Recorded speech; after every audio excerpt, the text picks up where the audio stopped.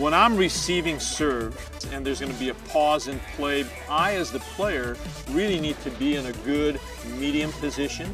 I've got to make sure that I'm relaxed and I'm focused. And really the best description of that, I have to be in the here and now. I can't think of anything else other than I'm watching that server's toss. I have time.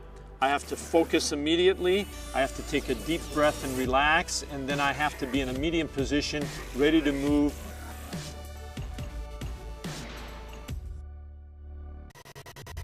The most important aspect of passing is being in a good medium position. Medium position is really feet shoulder width apart, balance on the insides of my feet, not on my heels. I'm a little knock-kneed and pigeon-toed, because that's an easier way for me to move right, left, forward, back. I'm one foot slightly in front of the other, and I'm bent where my shoulders are in front of my knees and my knees are in front of my feet. That is the most important position in passing a ball, really being relaxed in that state, but balanced and ready to move forward, right, left, back is critical.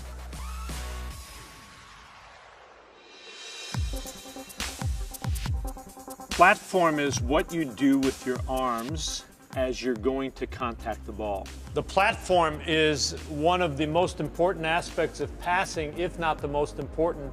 The way I teach platform is I really want a board from shoulder to wrist that does not bend at the elbow. And I really want to contact that ball right above my hand, right below the elbow. There's a sweet spot right there on my arms. That's considered the sweet spot simply because if you hit the ball on your hands, that ball is going to go every which way because it's not a flat surface. If you hit the ball high on your elbow, you don't have enough leverage to really get that ball right to target. What we want to do is always angle your platform toward target. So as Emily will be passing the ball forward to target, she wants to make sure that she strikes the ball between her hands and her elbows right in this position. And when you're swinging this platform, you want to make sure you're stopping at chest level. You don't want to exaggerate and swing up in the air. So you want to really be fluid, aim right to target, get elbows locked, and then making sure that you just follow that ball to target. One of the common errors in passing is swiveling with your arms and with your platform as opposed to just dropping the shoulder. And one of the keys that we really instruct our players to do, if the ball is high, play the ball overhand. If the ball is going toward a shoulder and high, you're going to take a step in the direction, drop your lead shoulder, and then angle both arms to target. And that platform needs to really be guiding that ball right to target, right to the setter at the net, because the first pass is going to really determine what I can do in the game.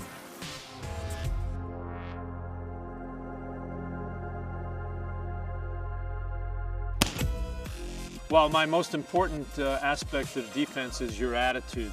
The attitude has to be no ball is hitting the floor. Attitude is key to defense. Defense is played positionally with your feet and your body prior to the ball being hit. At our level, at the Pac-12 level, or certainly at the Olympic level, national team level, blocking is key. If you don't deflect a great hard-driven spike, if you didn't deflect it with a block, you're not going to dig it. It's going too fast. Low body position is critical in individual defense because if I'm not low, if I'm only in a medium position, I'm going to go down with the ball as it's being hit. I've got to be low to the floor so that I could put my arms between the floor and the ball in order to dig it properly. If I'm going down with the ball, my angle of my forearms is going to be facing straight ahead instead of being under the ball to dig it up.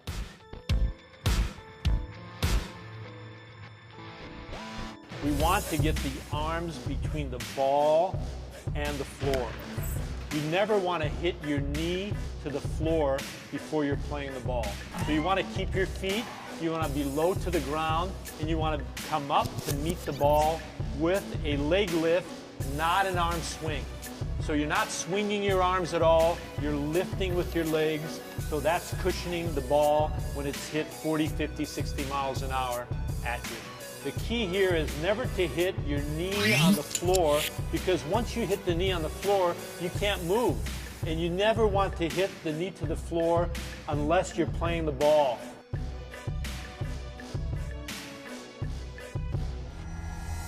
When you're in individual defense position and the ball is hit right or left, the key is to step in the direction. So Emily will go to her right. The ball's hit to her right, she's going to step to her right.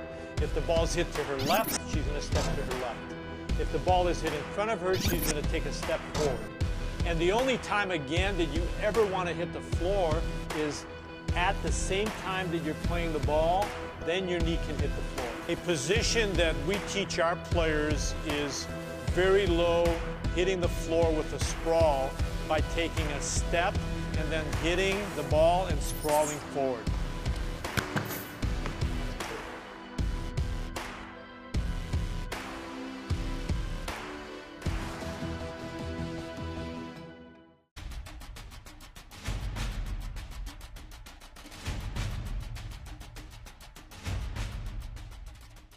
Serving. In volleyball, at all levels, two skills are critical: serving and serve receiving. And serving really can put a lot of pressure on the receiving team, and it's also a way that you're going to score points. We're going to demonstrate several different serves. The first one is a floater. A floater serve is a serve that's hit right in the center of the ball.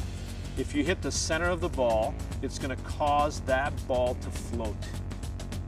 Hold the ball in front of you and really extend your arm out so that that toss will be in front and to the right of your head. The key to a floater serve is a stiff wrist, hitting the center of the ball. One of the keys is a shift in body weight. I teach my athletes not to take a step into the ball, but a shift from back foot to forward foot as the ball's being tossed, and as you're striking the ball, there'll be a shift in body weight. As you shift your body weight forward, you're going to add a little more power to the ball. You're going to accelerate through the swing and through the step into the ball. And I could contact the ball with the heel of my hand, or I could do it with the fist, but I just don't want my finger hitting the ball. I want my palm, or I want a fist hitting the center of the ball.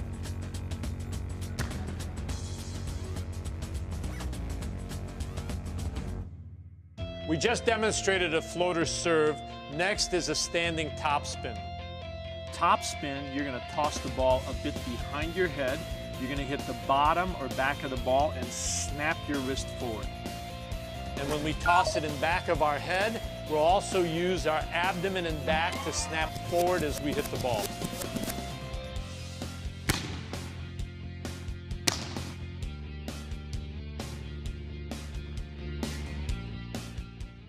A jump topspin. The ball is going to be tossed as if you were spiking the ball.